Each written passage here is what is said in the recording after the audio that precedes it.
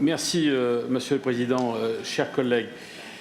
À mon sens, il y a deux manières d'aborder la transition numérique. Il y a la première qui consisterait à penser qu'il s'agit simplement d'une évolution technologique et que cette évolution technologique permet de générer des économies pour nos collectivités. Alors c'est vrai, c'est souhaitable, mais ça ne peut pas constituer une fin en soi. Il y a une autre approche, plus ambitieuse, qui est celle que je vous propose à travers ce rapport, qui est de considérer que cette transition numérique est une opportunité de faire évoluer nos administrations locales, de les faire évoluer dans le sens d'une administration plus transparente, plus inclusive et surtout plus efficace.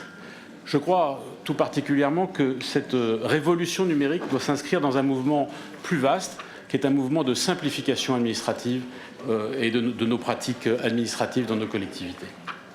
Ceci dit, il faut être conscient que pour beaucoup d'administrations, ce sont d'abord des habitudes et des traditions bien ancrées. La numérisation, elle constitue pour elles un défi technique, mais d'abord, avant tout, culturel et humain.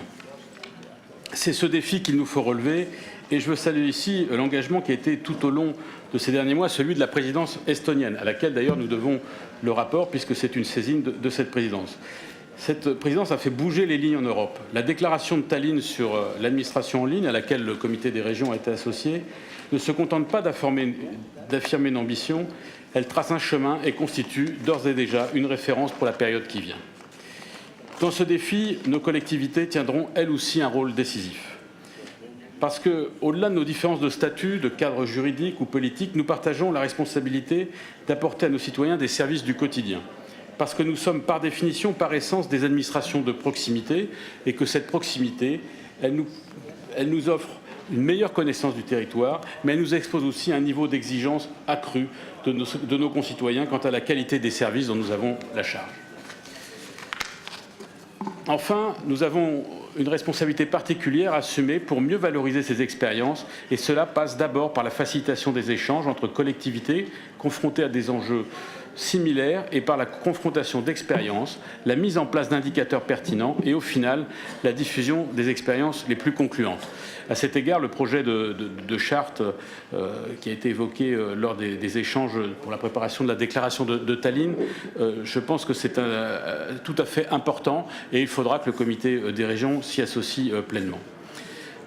Cette démonstration des avancées qui peuvent être atteintes grâce aux nouvelles solution numérique est importante. Pour autant, elle ne suffira pas toujours à permettre l'apparition d'écosystèmes favorables à l'innovation publique. Plusieurs mesures me semblent donc devoir être engagées pour avancer vers cet objectif. La première consiste à ancrer dans nos services publics la culture de l'innovation, ce qui implique parfois de revoir jusqu'aux méthodes de management des agents publics pour mieux valoriser la disposition au changement, mais surtout l'aptitude à proposer des solutions innovantes aux responsables publics.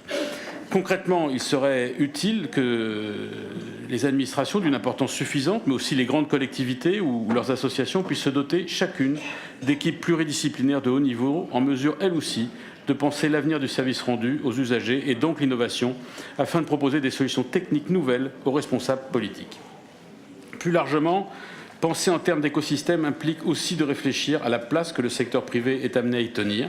Et là aussi, il y a un changement à conduire qui s'apparente parfois à un véritable basculement culturel.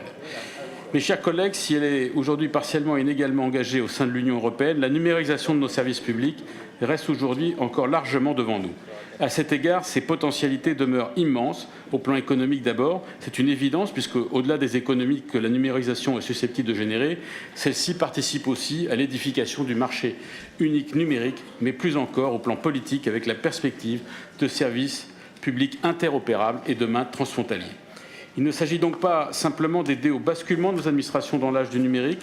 Ce dont il est question en réalité, c'est du sens nouveau que les solutions technologiques nous permettent dès maintenant de donner à la citoyenneté européenne. Je vous remercie.